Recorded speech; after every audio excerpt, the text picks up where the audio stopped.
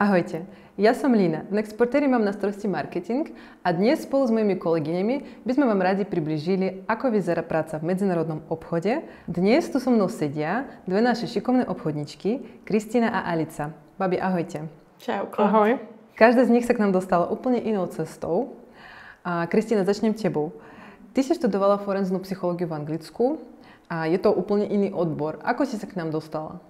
Áno, no je to tak. Ja som obchod v svojej nejakej práci alebo pracovnej budúcnosti vôbec nevidela.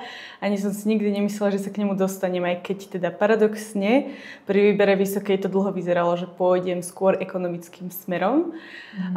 Študovala som ale teda v Anglicku forenznú psychológiu, takže niečo úplne iné. No ale vždy som vedela, že sa chcem vrátiť späť na Slovensko.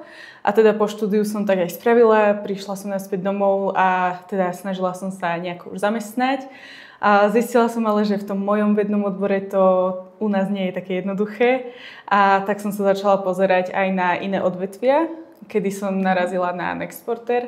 Ten ma veľmi zaujal a teda najprv som si myslela, že to bude iba také dočasné pre mňa, kým sa mi nepodarí nájsť niečo predsa v tom mojom vyštudovanom odbore. No ale nakoniec ma samú prekvapilo, ako ma tá práca začala baviť a teraz som tu už skoro 2 roky a nechystám sa zatiaľ nič meniť, takže tak. Zaujímavé. Alice, ty pochádzaš z prostredia financií. A čo ťa teda lákalo na obchode? No láka ma asi až dnes, lebo kým som ho nerobila, tak akože úplne to nebolo, že toto chcem robiť a týmto sa chcem živiť.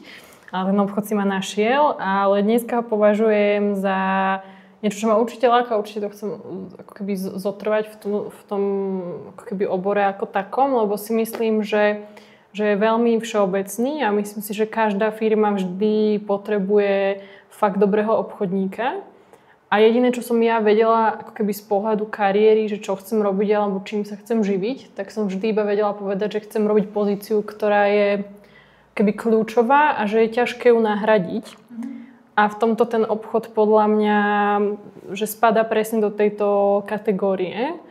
Takže vlastne dneska ma na tom obchode láka a baví to, že ho viete robiť v akomkoľvek sektore a že je úplne nevyhnutný a esenciálny pre tú firmu ako takú, čo vo mne naplňa ako keby to, čo som hľadala, že chcem, aby pozícia, ktorú robím, je kľúčová a hodnotná. A vidíš aj podobnosť medzi svojimi predošlými skúsenostiami a medzinárodným obchodom?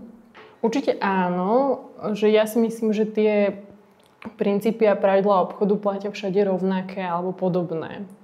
Takže podobné je to v tom, že to, čo som bola zvyknutá, že toto ako keby funguje a toto v obchode je fajn a je to vítané, tak to viem určite uplatniť aj tu. Ale skôr by som povedala, že tým, že som mala nejaké predošlé skúsenosti, tak veľa vecí bolo skôr odlišných. Ale v rovine, že ten obchod je vždy odlišný, ak robíte s iným produktom alebo s inou službou alebo v inom ako keby odvetví.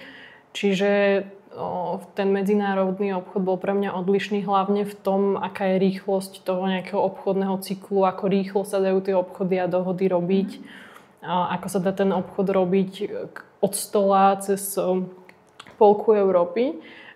Takže v tomto odlišný, ale určite podobný a totožný v tom, že tie princípy obchodu sa dajú uplatniť kdekoľvek a medzinárodný obchod nie je výnimkou. A mal si aj nejaké obavy? No jasné, akože najväčšia obava pre mňa bola, že ja som bola zvyknutá robiť obchod na ako keby osobných stretnutiach, takže bolo pre mňa prirodzené, že aby došlo k nejakej dohode, tak som sa potrebovala veľakrát osobne stretnúť.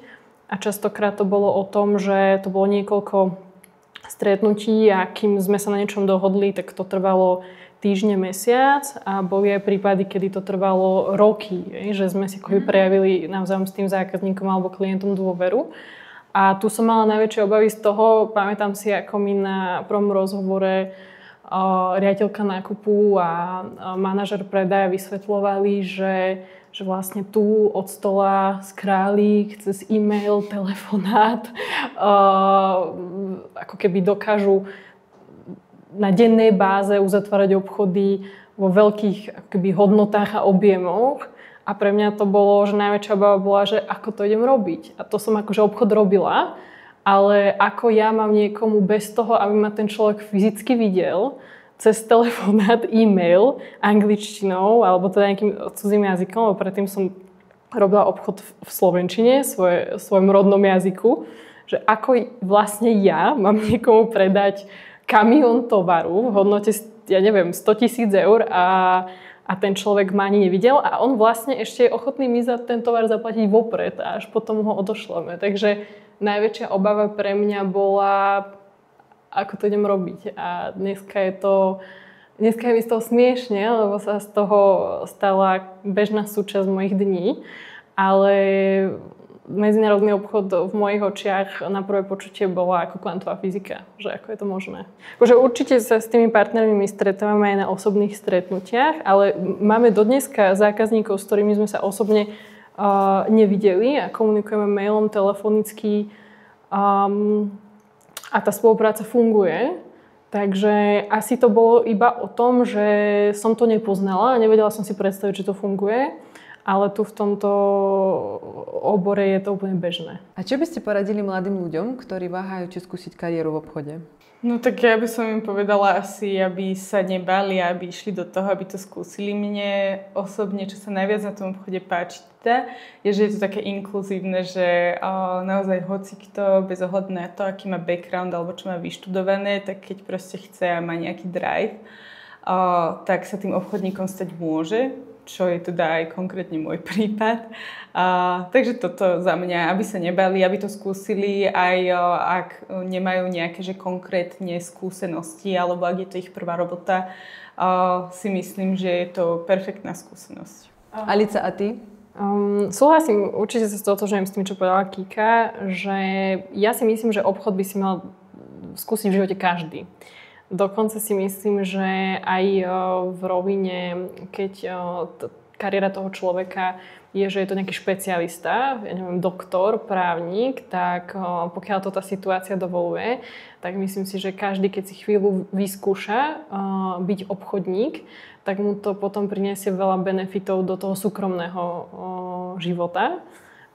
Pretože v tom obchode sa človek naučí ako keby nejaký rešpekt, naučí sa, ako sa predať, vybuduje si trošku také prirodzené zdravé sebavedomie na tých stretnutiach a súčasne ho to naučí, že čokoľvek potom potrebuje v súkromnom živote si vybaviť, tak je schopný pre seba vyjednať lepšie podmienky.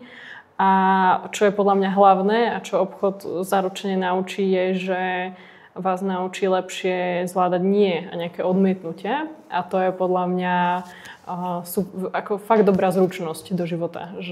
Takže za mňa by, aj keď by to bolo, že by chvíľu predával, ja neviem, paradajky na tržnici, tak určite si myslím, že by to bolo hodné, aby si to každý skúsil, veľa by ho to naučilo. No a ktorá krajina alebo mesto vám prinieslo najpamätnejší pracovný zážitok? U mňa určite Kolín nad Rýnom v Nemecku, lebo tam bola moja prvá pracovná cesta a tá je proste vždy pamätná.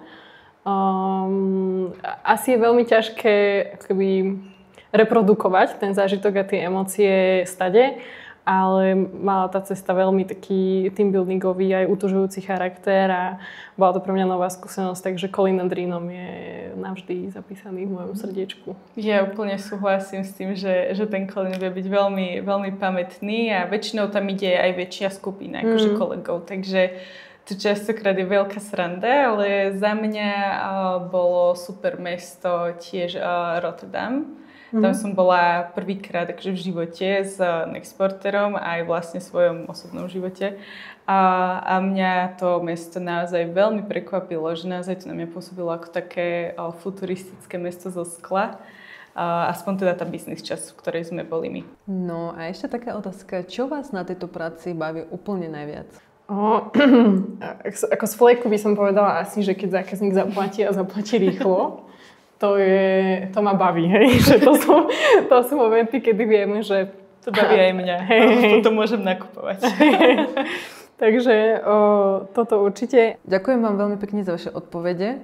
Ak stále máte nejaké otázky, ktoré sme nezodpovedali, alebo by ste sa chceli dozvedieť niečo viac o nás, našich pracovných príležitostiach, budeme veľmi radi, keď nás budete kontaktovať. Ďakujem, babi. Ďakujeme. Ďakujeme my.